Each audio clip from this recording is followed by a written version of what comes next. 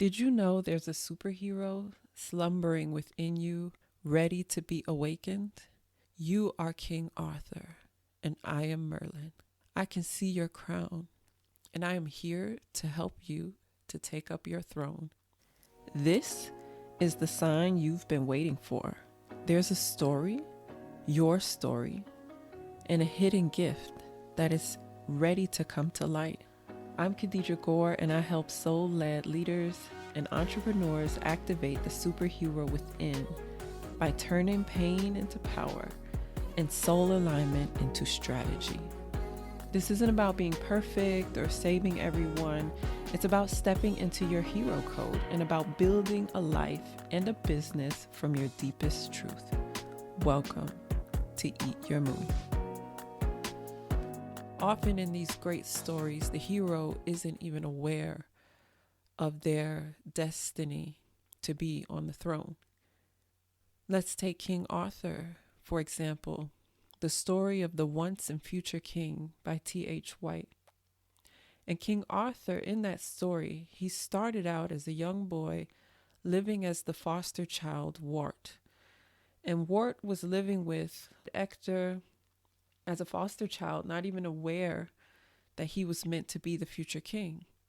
But Merlin knew. Merlin knew who Arthur was meant to become. And so he took him under his wing and helped him to learn what he needed to learn so that he could become the monarch that he was meant to be. And it wasn't until King Arthur pulled the sword from the stone that he really began to understand his destiny. And in this story, you may feel like Wart. You may feel like your life isn't very special. You may feel like you don't necessarily have a family or a connection to any kind of great lineage. But I am here. I am your Merlin, and I see your crown. I see your ability, and I see the throne that you are meant to sit on. And it's my job to help you to see it and to help you to prepare and to help you to build that life that you want to live. So come with me on this journey to help you unearth the beauty that is within you. And I often work with intuitive messages as well as astrology, different means to help you to begin to listen more closely to the voice within. I remember as a child feeling invincible. It was easy for me to manifest the things that I wanted to manifest because I followed my heart. I was simply just excited to live life.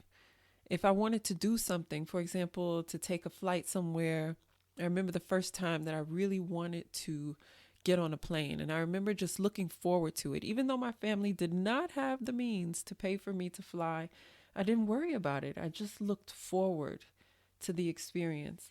And lo and behold, I got accepted to a school that was in another state, and they offered to pay to fly me to the school.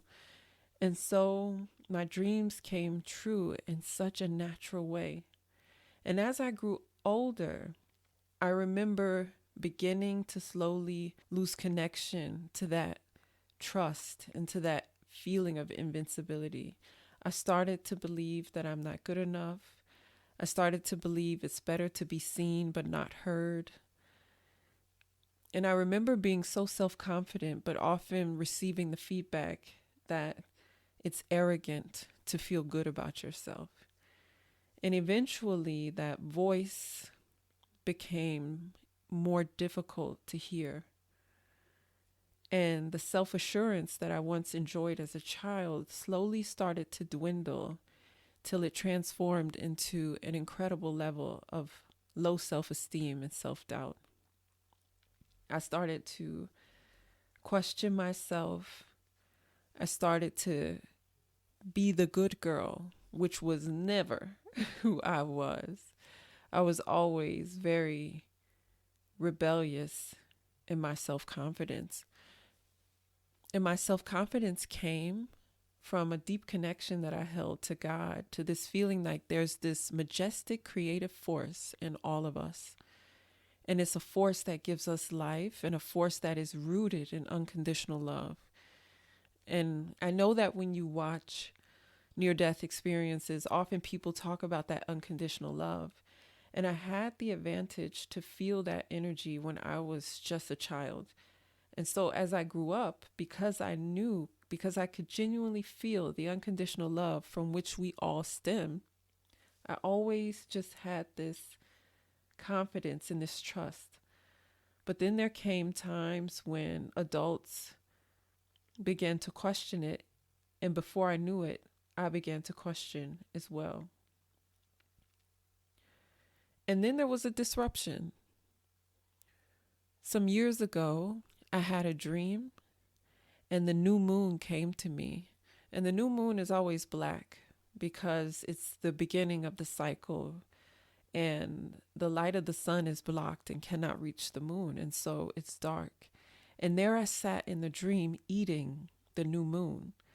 And I could feel in the dream that it was an invitation. It was an invitation to come back to the truth and to the essence of who I am and to begin to embody the inner child again and that truth again. And this was before I was familiar with astrology. So I wasn't even aware that the moon was actually a symbol of home. And it was like an invitation to come home to myself.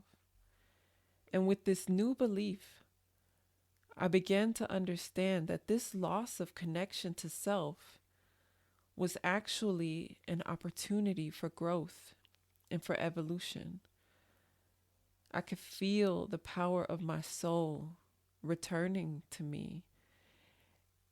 And I could forgive myself for losing that cherished connection, because what I learned is that often the challenges we experience, they're not only a training ground so that we can learn to be empathic and to help others, but they're also an opportunity to really feel and sense what we want and what we don't want. And what I learned is that I never want to lose that connection to the power of my soul ever again, which has made me cherish the connection and become more aware of connection than ever before. So on your path, I want to invite you, if you've ever had the feeling that you're not good enough, or if you felt that you lost connection to your soul, then this is my invitation for you to forgive yourself, to stop dwelling on what you feel like you lost or what you gave up, and really just to start giving yourself permission to thrive, to feel again, to love again, and to know that it is never too late. I see your crown. You are King Arthur. And in the moments when you feel like you can't see the crown, then allow me to be your Merlin, because I will remind you.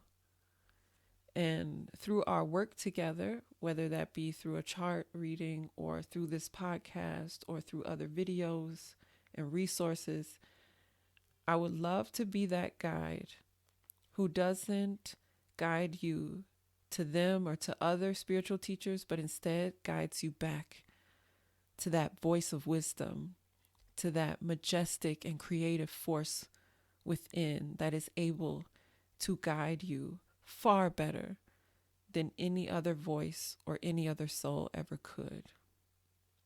Here's a question to reflect on as we end the episode. What part of your younger self, the part that believed in magic, joy, and power, have you been missing and are now ready to welcome back? Thank you for listening. If you're ready to activate the superhero within and live your hero code in your life or in your business, then subscribe for more and share this with the visionaries in your life. And remember, you were never too much. You are meant to shine and you are meant to lead.